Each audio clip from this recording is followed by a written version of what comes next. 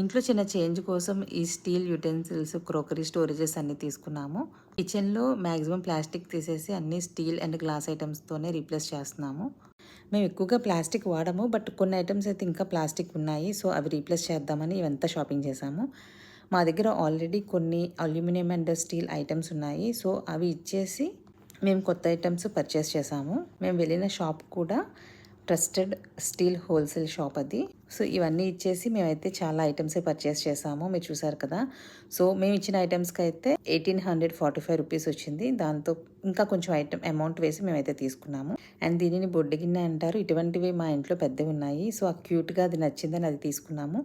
And మా mother అయితే plates, storage boxes, పోపుల డబ్బా ఇలా కొన్ని ఐటమ్స్ అయితే తీసుకున్నారు. హెల్తీ లైఫ్ స్టైల్ కోసం ఒక చిన్న చిన్న చేంజెస్. మీ అందరికీ తెలిసిందే స్టీల్ మనం వాడొచ్చు. ఈవెన్ కుకింగ్ కూడా వాడొచ్చు. ఇది మనకి నాన్ టాక్సిక్, అలాగే non reactive and of course durable కూడా కదా.